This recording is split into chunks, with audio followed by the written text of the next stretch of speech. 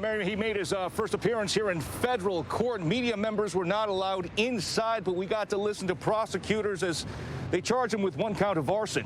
Desmond David-Pitts appeared by video conference for only a few minutes. The judge read him Miranda rights and appointed a public defender. He faces up to 25 years in prison and a $250,000 fine. Prosecutors say he's the man in this video responsible for setting a fire outside the East Precinct Monday during another night of protests in Seattle. After marching with demonstrators, officers say they watched David-Pitts build the fire with trash and cardboard. The 19-year-old was arrested less than an hour later because of his distinct pink camouflage pants. Authorities say David-Pitts is not from this area. He arrived from Anchorage, Alaska last week and has no prior criminal history in Washington state. King County prosecutors were preparing the case, but the feds decided to take over. I think that video is very concerning. And, we were going to ask for probable cause for first-degree arson, which is a felony-level case. We want the judge to see the same distinction that we see between a nonviolent protest and what we believe is a criminal act. With the fire still burning Monday evening, SPD says some other people tried to trap officers inside the East Precinct by sealing the doors with quick-dry cement. That didn't work. SPD leaders have called it attempted murder. Those suspects are still on the run. Now, David-Pitts will remain behind bars until his next court date in September. Coming up at 6, how his anger toward Anchorage, Alaska police may have influenced his actions here in Seattle. Mary? Went online, booked a slot, did the drive-up test in the Soto district. It can be a process to get tested for COVID-19. Social worker Teresa James has done it. I believe it took like 2 or 3 days to get the results back. Sometimes test results are delayed. We've heard these horror stories of people needing to take a week or 10 days to get the results back. Now there's a new low-cost rapid response COVID-19 antigen test by Abbott Laboratories. It costs $5 and results will be ready in 15 minutes. Convenience and ease and low cost is great as long as it's dependable. I think it's really exciting. It gives us the chance maybe to actually provide testing to a broad base of people. The test could be administered in a doctor's office or by the school nurse. The test swabs don't need to be sent to a lab, and they don't require processing by any specialized equipment. It's about the size of a credit card. Dr. Keith Jerome is director of the UW Virology Lab. You get a nasal swab, so like any of the other tests you do,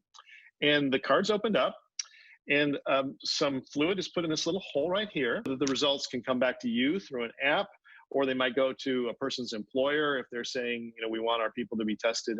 Many health experts say this new test is a complete game changer. These sorts of things may allow us to actually start to get our lives back. For Teresa James, that's good news. I think it's a pretty good idea to just get everyone tested as fast as possible so we can know kind of like where we stand in comparison with other states. In Seattle, Suzanne Fawn, KOMO News. This team of 8 professional volunteers are headed right into the thick of the flooding and damage from Hurricane Laura.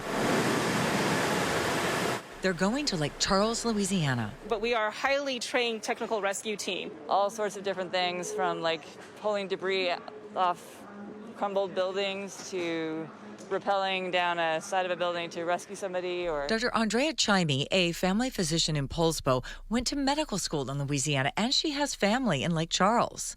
I told them I'm coming, and they said they'll let me rescue them.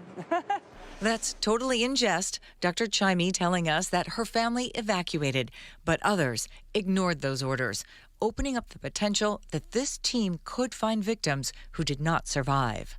So we anticipate going house to house via boats and probably turning the canine loose inside the houses. Keith Davis and his canine partner Asher were in the Bahamas this time last year after Hurricane Dorian.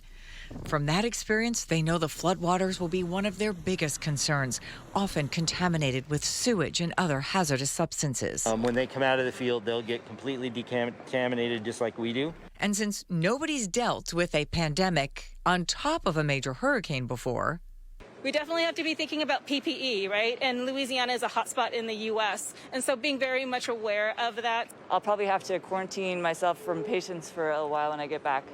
Regardless of what perils they face, Davis tells us Asher is there for all of them. The dog is a great way to keep your spirits up. He's fun to play with. He loves to be petted. and he's always happy.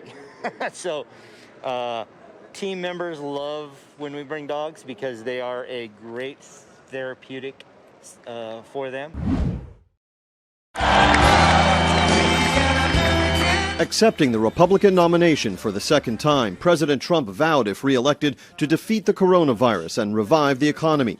And he assailed Democratic nominee Joe Biden as a career politician who betrayed the middle class. Joe Biden is not a savior of America's soul. He is the destroyer of America's jobs. And if given the chance, he will be the destroyer of American greatness. For 47 years, Joe Biden took the donations of blue-collar workers, offshoring their jobs, opening their borders, and sending their sons and daughters to fight in endless foreign wars. Ivanka Trump, the president's daughter and White House advisor, said her father's policies had benefited working women and that the Washington elites, quote, hate him for calling out their hypocrisy. America doesn't need another empty vessel who will do whatever the media and the fringe of his party demands. Now more than ever, America needs 4 more years of a warrior in the White House. And former New York City Mayor Rudy Giuliani argued Mr. Biden, if elected, would preside over worse lawlessness in the streets than Americans see today. These continuous riots in Democratic cities gives you a good view of the future under Biden. He's a Trojan horse with Bernie, AOC, Pelosi, Black Lives Matter, and his party's entire left wing, just waiting to execute their pro-criminal, anti-police, socialist policies. This final night of the Republican convention featured repeated outreach to the African American community, with black aides to the president attesting he is not a racist, and the president himself citing his work on criminal justice reform and the economy to say he's done more for black Americans in 4 years than Joe Biden has managed in 47 years. On Capitol Hill, James Rosen.